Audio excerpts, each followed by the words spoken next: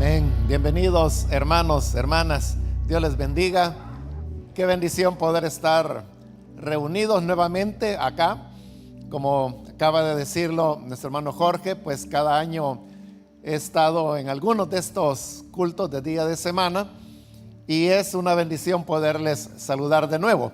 Me da mucha alegría que ahora veo mayor asistencia en estas reuniones, y eso habla pues de cómo la obra del Señor continúa expandiéndose, creciendo, y de eso se trata, que podamos compartir las buenas nuevas de salvación con las personas que todavía no las han escuchado. También, hermanos, quiero que aprovechemos en esta oportunidad para poder saludar a los hermanos y hermanas que nos están viendo allá en El Salvador, porque esto que está ocurriendo acá está siendo transmitido en este momento. Amén. Está siendo transmitido a través de Elim TV, que es el canal 27 de televisión en El Salvador, que cubre todo el territorio. También está siendo transmitido a través de Radio Restauración, que también es una emisora que ya cubre todo el país.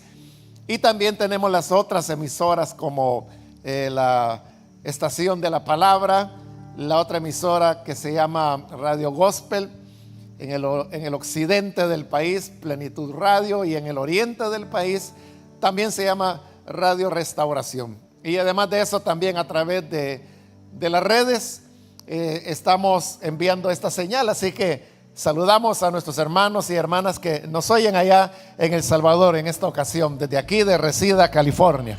Amén, hermanos.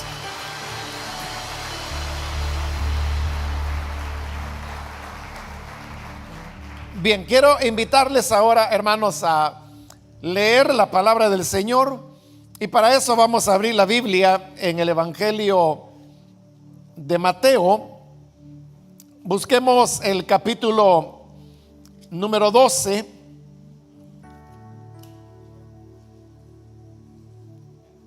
Vamos a leer ahí un versículo que nos servirá como base para la enseñanza de doctrina que corresponde para este día. En Mateo capítulo 12, el versículo 25 nos dice de la siguiente manera: Jesús conocía sus pensamientos y les dijo: todo reino dividido contra sí mismo queda destruido, y ninguna ciudad o casa dividida contra sí misma permanecerá. Amén. Solamente eso, hermanos, vamos a leer. Pueden tomar sus asientos, por favor.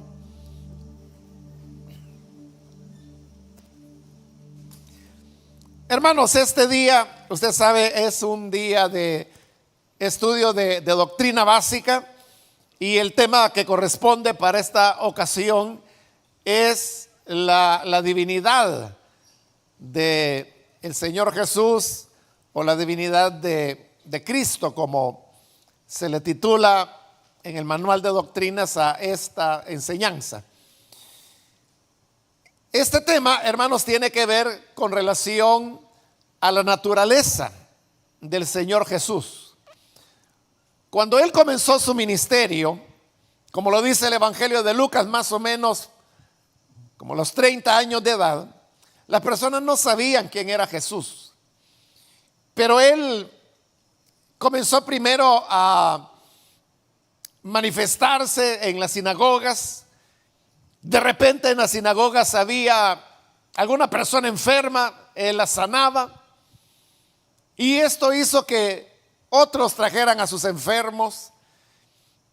Y la maravilla era que el Señor sanaba a todos estos enfermos, pero también hacía algo que nadie había hecho antes de Él, y es el echar fuera demonios. Y esto sorprendía mucho a las personas. Y entonces ellos se preguntaban: bueno, ¿quién es este que con autoridad le habla a los espíritus inmundos y estos le obedecen? Ante estas manifestaciones sobrenaturales, Y la gente comenzó entonces a pensar y a preguntarse quién es Jesús.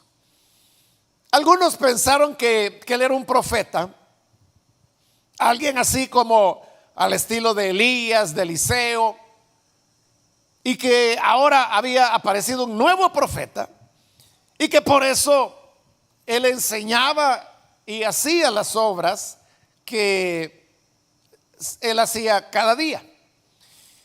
Pero luego también, hermanos, algunos comenzaron a ver en Jesús al Mesías, al Cristo. Pronto hubo personas que comenzaron a darle títulos del Mesías, como por ejemplo llamarlo el Hijo de David. O directamente le decían que él era el Cristo. Algunos veían en él un maestro. Y por eso es que algunos le llamaban maestro. Otros le llamaban rabí, que era en arameo y que significa también maestro. Luego los discípulos, a quienes él había llamado, comenzaron a ver hechos aún más portentosos de los que la gente veía. Como la ocasión cuando ellos iban atravesando el lago de Galilea, se había desatado una gran tempestad y el Señor estaba dormido. Los discípulos, entre los cuales habían varios que eran pescadores y que por lo tanto tenían mucha experiencia en esto de enfrentar tormentas en el lago, ya habían perdido la esperanza de salir adelante porque la tormenta era demasiado fuerte y por mucho que ellos se esforzaran no lograban sacar adelante la embarcación. Entonces fueron a despertar a Jesús. Les molestó que el Señor estuviera dormido. Y le dijeron: Señor, ¿no te importa que nosotros vamos a perecer y tú dormido? Entonces él se levantó y poniéndose en pie, le habló al viento, a la tempestad. Y le dijo: calla y enmudece. Y en el momento la tempestad cesó, todo se hizo tranquilidad. Y entonces Jesús les preguntó: hombres de poca fe, ¿por qué dudaron? Entonces ellos, sorprendidos por lo que había pasado, comenzaron a preguntarse: ¿quién es este que aún el viento y el mar le obedece? Esta pregunta acerca de quién es este se fue repitiendo cuando Jesús resucitaba muertos, cuando Jesús hablaba cosas como cuando él decía: nadie descendió del cielo sino el Hijo del Hombre, refiriéndose a él mismo. O decía cosas como cuando oraba: Padre, la gloria que tuve contigo antes de la creación del mundo es la gloria que quiero que me des. Salí del Padre, vuelvo al Padre. Entonces Jesús hablaba de Dios como su Padre, alguien con quien él había estado, de dónde había venido y que ahora decía que iba de regreso. Pero hasta ese momento los discípulos no tenían una claridad de quién era él. Ellos creían que él era el Cristo, que era el Mesías que había sido prometido, pero hasta ahí. Pero luego el Señor es muerto y al tercer día, como él lo había anunciado, resucita. Ese hecho de la resurrección de Jesús es lo que cambió todo para ellos. Porque entonces le hicieron sentido a los discípulos palabras que el Señor había dicho, como cuando él decía: nadie me quita la vida, soy yo quien pongo mi vida. Tengo poder para ponerla y tengo poder para volverla a tomar. O decía cosas como: el Padre me ha dado poder para otorgarle vida. Así como el Padre da la vida, el Hijo también da la vida. Entonces, este hecho de que Jesús había resucitado aceleró la idea que los primeros cristianos tenían acerca de quién era Jesús. Y entonces fue que ellos comenzaron a llegar a la conclusión que Él era Dios. Comenzaron a revisar lo que el Señor había dicho, lo que el Señor había hecho. Y entonces comenzaron a conectar elementos a través de los cuales se dieron cuenta que Él no era solamente un hombre, no era solamente un profeta, no era el Cristo sin duda, pero no solo eso, era más. Él tenía la naturaleza divina, los rasgos de la divinidad, y por lo tanto de eso a reconocer que Él era Dios solo había ya un paso muy pequeño, y es lo que los discípulos hicieron. Eso fue muy pronto que los discípulos lo llegaron a entender, y por lo tanto en las Escrituras nosotros encontramos esos elementos, esas evidencias que en diferentes momentos del ministerio del Señor dejaban ver que en Él había aspectos divinos. Entonces, hermanos, a través de la Escritura podemos encontrar estos elementos que son como las piezas de un rompecabezas, que al unirlas todas, entonces uno puede ver todo el panorama, y así es como podemos afirmar que Jesús verdaderamente es Dios. Aparte de que hay pasajes en la misma Escritura donde de manera directa y clara afirman que Jesús es Dios. Entonces vamos, hermanos, como aquí se necesita leer varios pasajes, vamos a ir viendo estos pasajes. Yo los voy a ir presentando en orden para que podamos ir avanzando y no tenga usted que estar yendo y volviendo en el Nuevo Testamento, sino que ir avanzando. Y por eso quise comenzar con la lectura que tuvimos en este capítulo 12 de Mateo, en el versículo 25, donde se nos dice que Jesús conocía sus pensamientos, los pensamientos de los fariseos que lo estaban interrogando, lo estaban cuestionando en ese momento. Pero note que hay un detalle, dice que Jesús conocía sus pensamientos. Y usted sabe que no hay manera en que uno pueda conocer lo que otra persona está pensando.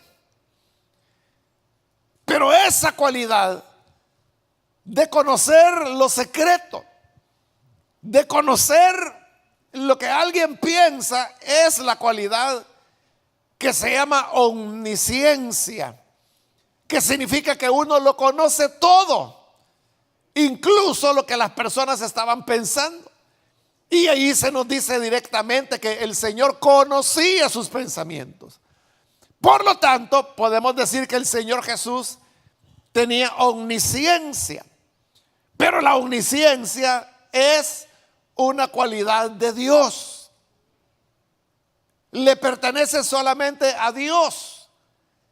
Y por lo tanto, es un elemento que nos deja ver ese rasgo divino en el Señor Jesús. Ahora, siempre, hermanos, en este Evangelio de Mateo, pero un par de páginas más adelante, en el capítulo 14, versículo 33, esta es la ocasión que le comentaba de cuando el Señor calma la tempestad. Y dice el 33, entonces los que estaban en ella, es decir, en la barca, se acercaron y lo adoraron, diciendo, verdaderamente eres Hijo de Dios. Note que ahí hay una acción de los discípulos, y la acción es de que ellos están adorando al Señor. Y cuando habla de adorar, esa es la palabra que se refiere a la adoración que se le da solamente a Dios. La hiperdulía es la palabra en el griego, es adoración. La adoración que le corresponde a Dios se la estaban dando al Señor Jesús. Y no vemos que el Señor haya reaccionado diciendo, no, póngase en pie, adoren a Dios. Como ocurrió, por ejemplo, con Cornelio, el centurión, allá en el libro de los Hechos, cuando Pedro el apóstol llega Y cuando Cornelio ve venir a Pedro, él se adelanta y se arrodilla delante de él para poderlo adorar. Pero Pedro le dice: ponte en pie. Si vas a adorar a alguien, adoro a Dios, porque yo soy un hombre como tú. Entonces Pedro rechazó que se le rindiera reverencia o pleitesía. En cambio vemos que Jesús no. Él está recibiendo la adoración. Y como la adoración es exclusiva de Dios, entonces ahí vemos otro rasgo de la divinidad del Señor, porque Él aceptó que se le adorara como Dios. Siempre, hermanos, avanzando en este evangelio de Mateo, vamos al capítulo 18 y busquemos el versículo número 19.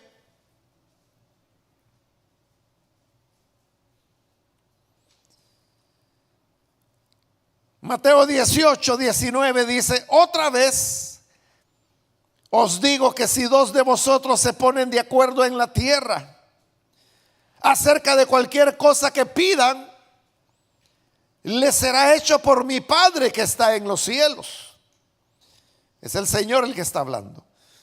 Porque ahí donde están dos o tres congregados en mi nombre, estoy en medio de ellos. Entonces nota lo que el Señor está diciendo. Donde dos o tres se reúnen, están congregados en mi nombre, ahí estoy yo en medio de ellos. En este momento aquí vemos más de dos, más de tres congregados. Entonces Él dice: ahí estoy en medio de ellos. Pero nosotros no somos, hermanos, el único culto que hay en este momento, la única reunión que hay en esta ciudad ni en este país. Hay muchos otros lugares donde en este momento hay no solo hermanos reunidos en iglesias, sino que hay casas donde tal vez dos o tres hermanos se han reunido para orar, y en todas estas el Señor dice: yo estoy ahí, yo estoy ahí. Es decir, el Señor está presente de manera simultánea en muchos lugares. Y esto de poder estar al mismo tiempo en diversos lugares es lo que se llama la omnipresencia, que es la capacidad esa de estar en todo lugar al mismo tiempo. La omnipresencia es otra de las características de Dios. Es un atributo de Dios que solo Dios lo tiene. Aparte de Dios nadie tiene omnipresencia. Satanás no tiene omnipresencia. Satanás está en un lugar específico y ahí donde está, ahí está, pero él no puede estar en otros lugares. Satanás da la impresión de que es omnipresente, pero no es así, sino que lo que él tiene es una red muy bien armada y muy extensa de demonios, de espíritus inmundos, como lo llama la Escritura, que ellos son los que están recogiendo información de lo que sucede en determinados lugares, ciudades, etcétera. Y esta información se la trasladan a Satanás. Por eso es de que parece que Satanás sabe lo que ocurre en todo lugar, pero no es porque él esté allí, sino por esta red que él tiene. Pero en el caso de Dios, él es omnipresente.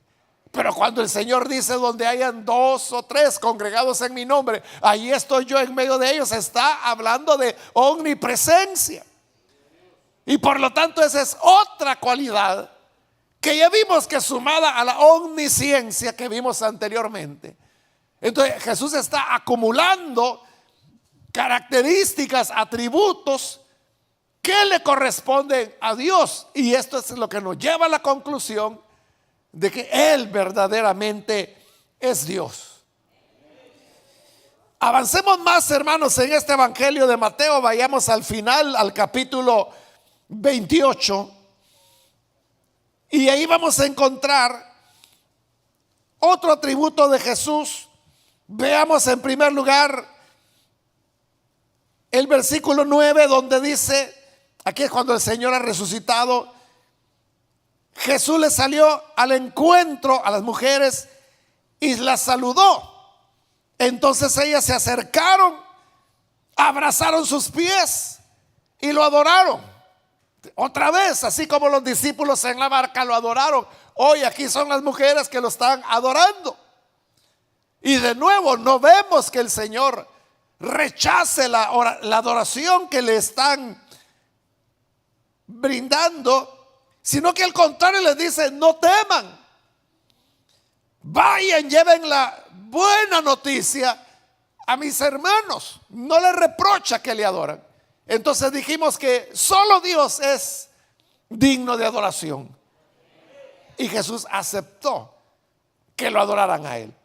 Ahora, siempre en este capítulo 28 de Mateo, pero más adelante, ya casi para terminar, en el versículo 18, Jesús resucitado dice que se acercó a los discípulos y les dijo: toda potestad me es dada en el cielo y en la tierra. Él está diciendo que tiene todo poder, toda autoridad, toda potestad en el cielo y en la tierra, arriba y abajo. Él tiene poder y control absoluto. ¿De qué habla esto? Habla de omnipotencia. La omnipotencia también es una cualidad de Dios, que consiste en que para Dios todas las cosas son posibles, que Él es todopoderoso. Y es lo que Jesús está diciendo ahora: toda autoridad, todo poder me es dado en el cielo y en la tierra. Entonces aquí hemos visto en Mateo cualidades del Señor como la omnisciencia, la omnipresencia, y ahora estamos viendo la omnipotencia. Entonces Él tiene las cualidades, los atributos de la divinidad. Y esto es lo que nos lleva a pensar que Jesús verdaderamente es Dios. Vamos a avanzar, hermanos, más en el Nuevo Testamento. Vamos ahora al Evangelio de Lucas y vamos a buscar el capítulo 1, ahí donde comienza el Evangelio de Lucas, y vamos a leer estas palabras que el ángel Gabriel le dijo a Zacarías, el que iba a ser el padre de Juan el Bautista. Y hablando de Juan el Bautista, el ángel le dijo, versículo 16: hará que muchos de los hijos de Israel se conviertan al Señor su Dios. Está hablando de el Señor su Dios. Irá delante de él con el espíritu y el poder de Elías, para hacer que los corazones de los padres se reconcilien con los hijos, para que los rebeldes recuperen la sensatez de los justos, y para preparar al Señor un pueblo bien dispuesto. Entonces note lo que el ángel está diciendo a Zacarías. Y repito, se lo está diciendo de Juan el Bautista. Entonces dice que Juan hará que muchos de los hijos de Israel se conviertan al Señor su Dios. Y hablando de Dios dice, irá delante de él. O sea, Juan el Bautista irá delante de él. ¿De quién? Del Señor su Dios. Y eso fue exactamente lo que ocurrió. Todos sabemos que Juan el Bautista fue el precursor de Jesús.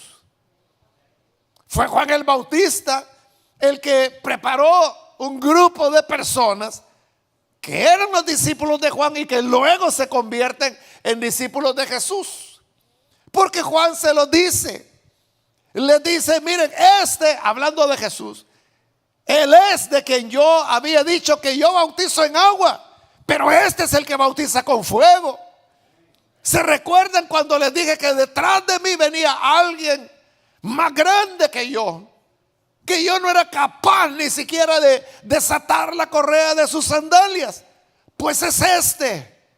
Y les decía, este es el Cordero de Dios que quita el pecado.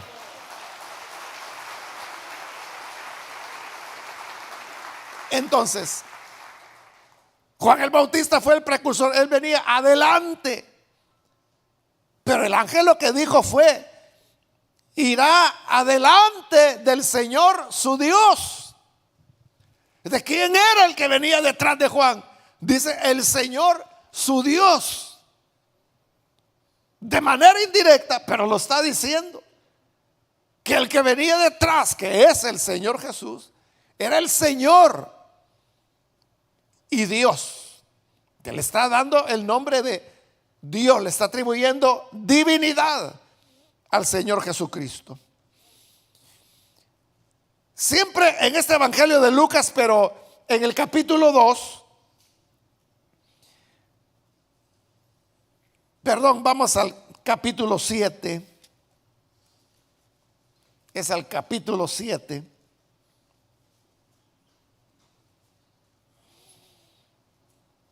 Aquí tenemos, hermanos, la historia de aquella mujer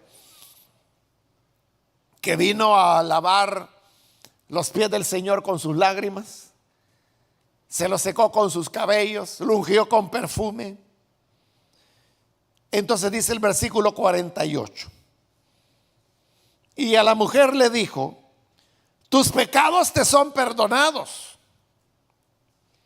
Los que estaban sentados con él a la mesa comenzaron a preguntarse para sí: ¿quién es este que también perdona pecados? Pero Jesús le dijo a la mujer: tu fe te ha salvado, ve en paz. ¿De qué tenemos aquí en este pasaje? Que Jesús está perdonando pecados. Esta no fue la única vez que Jesús lo hizo. Hay otros pasajes, como el hombre en la camilla que abrieron el techo para poderlo descender. O sea, lo primero que Jesús le dijo al hombre fue: tus pecados te son perdonados. Y también lo criticaron. Dijeron: ¿quién puede perdonar pecados si no solo Dios? Y esa es una gran verdad. ¿Quién puede perdonar pecados si no solo Dios? Pero Jesús está perdonando pecados. Por eso es que se están preguntando: bueno, ¿y este quién es? Que se atreve a decirle a la mujer que sus pecados están siendo perdonados. Pero el Señor insiste y le dice: mujer, vete en paz, tu fe te ha salvado. O sea, le está ratificando que en verdad sus pecados han sido perdonados. Entonces, si solo Dios puede perdonar pecados y Jesús perdonó pecados, entonces la conclusión es: Él es Dios. Amén.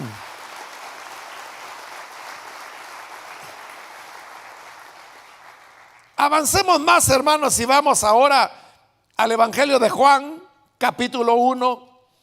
El Evangelio de Juan, usted sabe, es el Evangelio que más claramente nos habla sobre la divinidad del Señor Jesús. Entonces mire cómo comienza el Evangelio. Juan 1, versículo 1 dice: en el principio era la palabra, y la palabra estaba con Dios, y la palabra era Dios. Yo estoy usando, hermanos, la Reina Valera, pero es la revisión del año 2020. Es la revisión más reciente que se ha hecho de la Reina Valera. Por eso aquí dice palabra, ¿verdad? Pero si usted tiene la de 1960, que ya tiene, ¿cuántos? 64 años, ¿verdad? De haber sido hecha esa revisión. Ahí dice verbo, el verbo. Pero esta es la revisión 2020, de hace 4 años apenas. Entonces dice: en el principio era la palabra. Y cuando habla de la palabra o del verbo, se está refiriendo a Jesús, está hablando de Él. Te está diciendo que al principio Jesús ya era. Y el Señor estaba con Dios. Y oiga esto: y Jesús era Dios. Ahí lo está diciendo, era Dios. No significa que Él lo fue en el pasado, pero que ahora ya no lo es. Porque ahí está utilizando lo que se llama un pretérito imperfecto. El pretérito imperfecto lo que expresa es una acción, porque son verbos, ¿verdad? Una acción que comenzó en el pasado, que continúa en el presente y que posiblemente continuará en el futuro. Ese es el pretérito imperfecto, que es el que se está usando ahí. En cambio, el pretérito perfecto, o sea, el pasado perfecto, es aquel que habla de una acción que comenzó y terminó en el pasado. Entonces, no está hablando de que Jesús era Dios en el sentido que, bueno, era, pero ya no es. Es que si dijera, y la palabra fue Dios, ese es el pasado o pretérito perfecto. Fue Dios, es decir, que lo fue en algún momento, pero en el pasado. Pero cuando dice era, es el pretérito imperfecto. Por eso se llama imperfecto, porque comienza en el pasado, sigue en el presente y probablemente seguirá en el futuro. Entonces, cuando dice era Dios, significa que en el pasado era Dios, en el presente sigue siendo Dios y probablemente en el futuro seguirá siendo Dios. Eso es hablando gramaticalmente del verbo que se usa ahí. Ahora, teológicamente y bíblicamente, nosotros sabemos que Él, o sea, si Él es Dios, lo será ayer, hoy y por siempre. Como dice Hebreos, que Él es el mismo ayer, hoy y por siempre. Entonces, está diciendo claramente que el verbo o la palabra, como dice esta nueva revisión, es decir, el Señor Jesús es Dios. Yo creo que ese versículo bastaría para probar, hermanos, la doctrina que hoy estamos tratando de comprender. Pero avancemos más, vamos al siguiente capítulo, que es el 2 del Evangelio de Juan, y busquemos el versículo 23, donde nos dice: estando en Jerusalén durante la fiesta de la Pascua, muchos creyeron en su nombre al ver las señales que hacía, mas no se fiaba de ellos porque los conocía a todos. Jesús no necesitaba que nadie le explicara nada. Sabía lo que hay en el interior de cada persona. Otra vez ahí tenemos a un Jesús que es omnisciente, que dice que Él sabía lo que había en el interior de cada persona. Los seres humanos, hermanos, no podemos saber qué hay en el interior de las personas. Por eso es que hay un refrán, que usted lo sabe de memoria, que dice: cara vemos, ¿verdad que sí lo sabe? Corazones no sabemos. Pero Jesús veía las caras y sabía los corazones que había en esas personas. Porque dice que no necesitaba que nadie le dijera: mira, no te vayas a confiar de este, porque este te sonríe, pero vieras cómo habla en contra tuya. No tenía necesidad que nadie le dijera nada, porque dice, sabía lo que hay en el interior de cada persona. Es la omnisciencia del Señor Jesús, que Él sabe lo que hay en nuestro interior. Avancemos más en este Evangelio de Juan. Vamos al capítulo 8. Ahí vamos a encontrar otra evidencia. Es ya casi al final, en el versículo 58. Capítulo 8 de Juan, versículo 58, que nos dice: Jesús respondió. Aquí está discutiendo con los fariseos. Os aseguro que antes de que Abraham fuera, yo soy. Entonces tomaron piedras para arrojárselas, pero Jesús se escondió y salió del templo. Bueno, le explico. Aquí lo que pasaba es que Jesús estaba discutiendo, y en determinado momento de la discusión con los fariseos, Jesús les dijo: Abraham anheló ver mi día y se gozó porque lo vio. Entonces los fariseos se pusieron a reír y dicen: ¿cómo puedes decir de que Abraham te vio? Si en este momento, hermanos, habían transcurrido más o menos 2250 años, más o menos, desde Abraham. desde que Abraham había muerto. Entonces, si Abraham había muerto 2250 años antes, ¿cómo era que Jesús hoy está diciendo: Abraham me vio, Abraham vio mi día?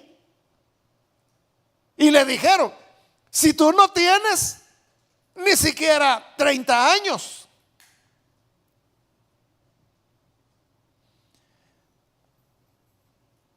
Y de esta manera lo que le estaban queriendo decir, perdón, es 50 años. Eso es lo que estaba buscando.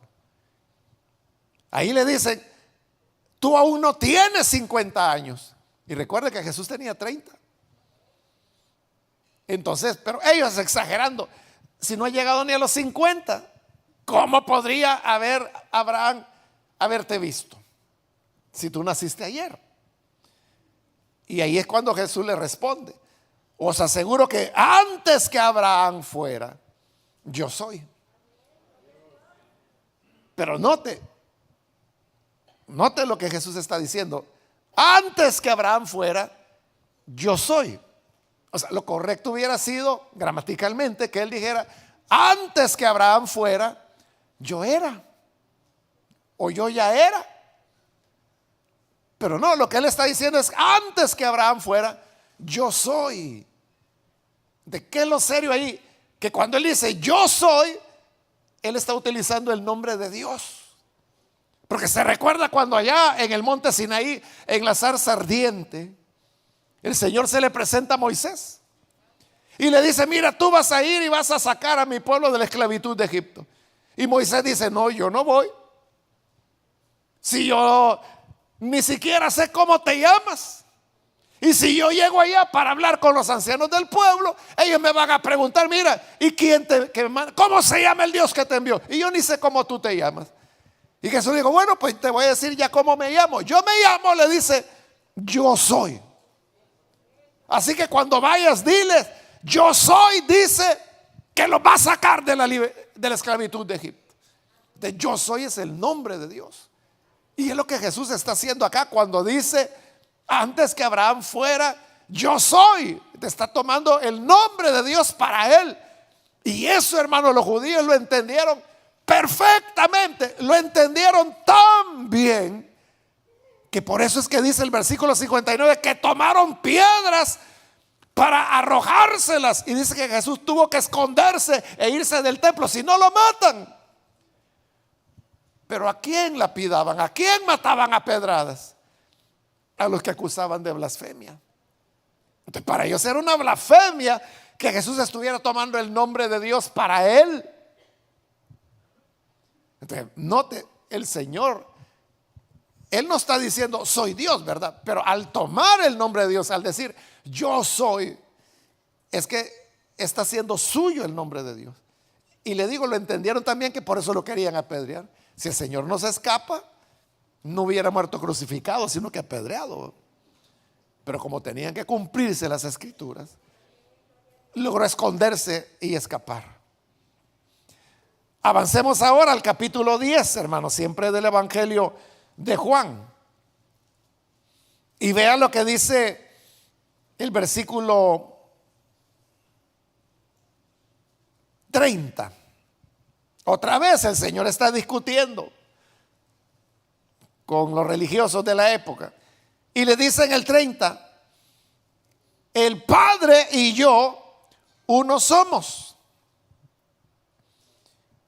Pero noten lo que está diciendo: el Padre y yo uno somos. Él no está diciendo el Padre y yo uno soy, sino que dice somos, porque recuerde que aunque el Padre y el Hijo son Dios, son personas diferentes. Y por eso usa el plural, uno somos. Pero cuando dice eso, yo y el Padre, uno somos, está diciendo que los dos son la misma cosa, la misma naturaleza, la naturaleza divina. Y si usted me pregunta, y no estaré exagerando cuando digo de que el sentido de yo y el Padre uno somos es de que Él se estaba haciendo Dios. ¿No será que yo estoy exagerando, tratando de forzar el pasaje? No, porque mire lo que ocurrió. Cuando Él dice esto, yo y el Padre uno somos, dice el 31. Entonces los judíos volvieron a tomar piedras para apedrearlo. O sea, otra vez lo van a apedrear. Y el Señor les pregunta, versículo 32: os he mostrado muchas obras por encargo de mi Padre. ¿Por cuál de ellas me van a apedrear? Me van a apedrear porque di vista a un ciego, me van a apedrear porque limpié a un leproso, me van a apedrear porque curé a un paralítico. Y le contestan los religiosos: no te apedreamos por ninguna buena obra. No, por los milagros no, eso está bien, sino por la blasfemia. Y oiga esto: porque siendo hombre te haces Dios. Entonces, cuando yo le digo que Jesús dijo, yo y el Padre uno somos, Él estaba tomando divinidad. Y no es que yo esté forzando el pasaje, así lo entendieron los religiosos. Es que te vamos a apedrear porque siendo hombre te haces Dios. Entonces, ellos sabían perfectamente que la expresión yo y el Padre uno somos era un reclamo de divinidad que el Señor estaba haciendo. Por lo tanto, ahí tenemos otro pasaje donde Jesús está diciendo que Él es Dios. Avancemos más en el Evangelio de Juan. Vamos ahora al capítulo 14, versículos 8 y 9. Aquí cuando ya el Señor se está despidiendo de sus discípulos. Y Felipe, versículo 8, le dice: Señor, muéstranos al Padre y eso nos basta. Jesús le preguntó: ¿tanto tiempo como llevo con vosotros y no me has conocido, Felipe? El que me ha visto a mí, ha visto al Padre. ¿Cómo pues dices tú, muéstranos al Padre? Ahí lo tiene. Felipe dijo: Señor, queremos ver a Dios. Y Jesús le dijo: pero ya llevo más de 3 años con ustedes. ¿No has entendido que verme a mí es ver a Dios? Está diciendo directamente que Él era la expresión de la divinidad. Por eso es que allá en Juan, al inicio de este evangelio, se le llama la palabra, porque es la palabra que Dios expresa. Cuando nosotros hablamos, hermanos, Jesús lo dijo, ¿verdad? De la abundancia del corazón habla la boca. Cuando hablamos, uno está sacando lo que tiene adentro, uno está expresando lo que uno es. Y usted sabe que las personas hablan de aquello que llena sus corazones. Aquel que es codicioso, este solo va a hablar de negocios, de dinero, que de inversiones y que de aquí, que lo otro. Aquel, hermanos, que es un inmoral, este va a hablar solo de mujeres o solo de hombres y de ahí no pasa. Entonces, la palabra es la expresión de lo que tenemos adentro. Y la expresión de Dios es su Hijo. Él es el verbo. Por eso está diciendo, porque pide ver a Dios. Si tengo tanto tiempo de estar con ustedes y todavía no me has conocido. Entonces, está hablando el Señor que Él es la manifestación de Dios. Avancemos, hermanos, un poco más. No va a quedar tiempo para verlo todo, pero veamos un versículo donde, si usted me dice, bueno, y entonces, pero ¿por qué no hay un pasaje donde así, de manera clara, sin duda, diga que Él es Dios? Sí, hay pasajes que así lo dicen de manera clara. Y aquí tenemos el ejemplo en Romanos capítulo 9. Busque el versículo 5. Está hablando de los patriarcas. Y dice el versículo 5 del capítulo 9 de Romanos: de ellos son los antepasados de los que según su condición humana vino Cristo. Fíjese, vino Cristo. Y mire lo que dice a continuación: quien es Dios. Entonces, si usted me decía, ¿por qué la Biblia no lo dice claramente? Aquí lo está diciendo claramente. Vino Cristo, quien es Dios sobre todas las cosas, bendito por los siglos. Amén. Ahí está claro. Ahí lo está diciendo directamente, que Él es Dios. Como ya me quedan pocos minutos, vamos, hermanos, a otro pasaje más, donde también habla con mucha claridad. Es en la carta a los Colosenses.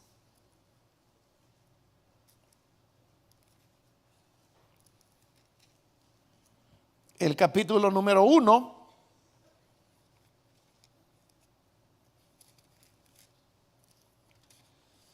Colosenses, capítulo 1. Vean lo que dice el versículo 15. Cristo es la imagen del Dios invisible, el primogénito de toda la creación. En Él fueron creadas todas las cosas en los cielos y en la tierra, visibles e invisibles, tronos, señoríos, principados, potestades. Oiga, todo fue creado por medio de Él y para Él. Y Él existía, dice, antes de todas las cosas. Y todas las cosas en Él subsisten. Entonces, está diciendo ahí que antes que todo existiera, Jesús ya estaba ahí. Como lo vimos en Juan capítulo 1, que en el principio ya Cristo era, o sea, ya existía, estaba con Dios y era Dios. Y hoy está diciendo acá que otra vez de que en ese pasado eterno Él ya existía y que todo fue creado por medio de Él y que todas las cosas subsisten por medio de Él. Es decir, ¿quién sostiene el universo? ¿Quién, hermano, sostiene nuestro corazón palpitando, nuestro hígado trabajando, nuestros riñones trabajando? O sea, nosotros nos vamos a dormir, ¿verdad?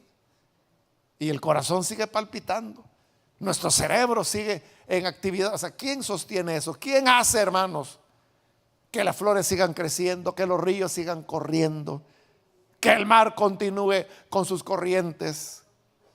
Las corrientes marinas son las que regulan la temperatura del planeta. ¿Y quién sostiene el planeta todo? ¿Qué es la gravedad? El ser humano no sabe, no puede explicar qué es la gravedad. Albert Einstein dijo que la gravedad era una curvatura en el espacio-tiempo. Fue la explicación que él dio allá a la mitad del siglo XX, el siglo pasado. Pero hoy, hermanos, se sabe que hay en el universo, en el cosmos, o sea, hay una dimensión en la que Einstein ni siquiera pensó. O sea, sí la pensó, pero no llegó a grandes conclusiones. Que no basta la materia que hay en el universo para que se mantenga con el equilibrio que tiene. De como no basta, entonces los científicos, los físicos, han desarrollado el concepto de lo que ellos llaman la masa oscura.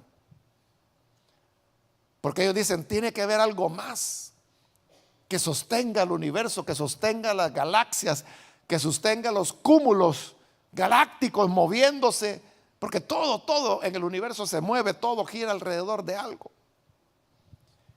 Pero la materia que se ve no es suficiente para que tenga el equilibrio que tiene. Entonces ellos dicen, tiene que ser algo que no se ve, y como no se ve, por eso ellos le llaman masa oscura. Pero hasta hoy nadie ha podido demostrar si eso existe o no existe. Ayer precisamente, hermanos, un nuevo telescopio que ha sido lanzado lleva como propósito eso, comenzar a explorar el espacio para descubrir si existe o no existe la masa oscura. Y ayer precisamente, hoy estaba leyendo la noticia que ayer comenzó a enviar ya las primeras imágenes. Claro, hasta ahora no he descubierto nada, ¿verdad? Porque No tiene ni 24 horas de haber comenzado a saber si lo va a descubrir, porque como le digo, no se sabe si la más oscura es solo una teoría o si de verdad existe. Pero ¿qué nos dice esto? Que el ser humano no sabe cómo es que el universo se mantiene, se sostiene. Ellos no lo saben. Pero aquí, hace 2000 años, el Señor ya lo había dicho: todas las cosas en Él subsisten. Él es quien las sostiene.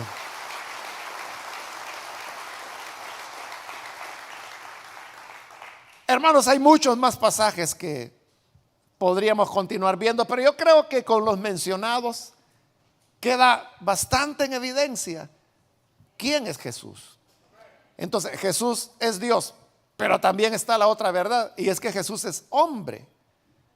Jesús es la única entidad, el único ser en el cual se combinaron las dos naturalezas, la humana y la divina, de manera perfecta, de tal manera que aunque Jesús fue verdadero hombre, porque lo mostró, por ejemplo, cuando tuvo hambre, tuvo sueño, tuvo sed, cuando murió, cuando lloró.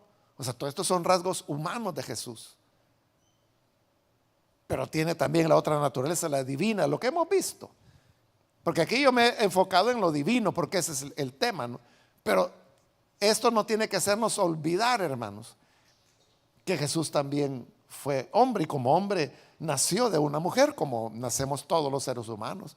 Fue amamantado, tuvo que aprender a caminar, a hablar, a leer, a escribir, como aprendemos todos los seres humanos. Ese es el aspecto humano. Pero esto de que Él sea Dios y hombre a la vez, hermanos, para nosotros es una tremenda bendición. Porque entonces significa que como hombre, Él nos comprende y entiende nuestras debilidades. Y como Dios, tiene la capacidad de perdonar nuestros pecados, de salvarnos y darnos vida.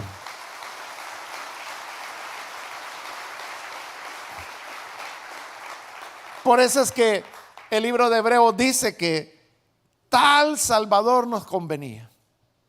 O sea, no puede haber otro Salvador, porque solo Él tiene esa cualidad de ser hombre y Dios al mismo tiempo. Vamos a orar, hermanos, vamos a cerrar nuestros ojos. Y antes de hacer la oración, yo quiero en estos minutos invitar, si hay algún amigo o amiga que no ha recibido al Señor Jesús todavía, pero ahora usted ha escuchado la palabra de Dios, y habiéndola escuchado, comprende que este es el Salvador y que fuera de Él no podemos encontrar a otro, porque solo Él tiene esta cualidad. Quiero invitar entonces, si hay alguna persona que es primera vez que usted necesita venir a Jesús, recibirle como Salvador, por favor, ahí en el lugar donde está, indíquenoslo, levantando su mano en señal que desea recibir a Jesús. Y vamos a orar por usted. Esa es la razón por la cual le pido levantar la mano, porque lo que queremos es orar. Y por eso queremos saber si hay personas que necesitan recibir esta oración. Si usted necesita recibirla, puede levantar su mano. Vamos a orar por usted en este momento. Venga el Hijo de Dios, venga el Salvador, venga a aquel que dijo: todo poder me es dado en el cielo y en la tierra. Y por lo tanto, Él puede salvarnos y perdonarnos. También quiero invitar, si hay hermanos que se han alejado del Señor, pero hoy necesita reconciliarse, de igual manera puede levantar su mano. Si se va a reconciliar, hágalo en este momento y vamos a orar por usted. ¿Hay alguien que necesita reconciliarse? Muy bien, aquí hay una joven, Dios la bendiga, bienvenida. ¿Alguien más que necesita pasar? Levante su mano y vamos a orar. hágalo en este momento, porque vamos a orar ya en la última llamada. Si hay alguien más que necesita venir a Jesús por primera vez o necesita reconciliarse, levante su mano y aproveche la llamada, porque vamos a orar en este momento. Señor, te damos las gracias porque tu amor y tu bondad han sido infinitos. Gracias porque siendo tú la palabra, el verbo eterno, tú te hiciste hombre para venir a redimirnos. Hoy te pedimos por esta persona que se está entregando a ti. Y también te pedimos por aquellos que a través de televisión, de radio, de redes sociales están uniéndose en esta oración donde quiera que se encuentran. Perdónales, sálvales, transfórmales, Señor. Que tu gracia pueda venir sobre los que creen a tu palabra y confiesan que tú eres el Hijo de Dios, la imagen misma de Dios, en quien habita la plenitud de la deidad. A ti, Padre, te rendimos toda alabanza, toda gloria, por Jesús nuestro Señor.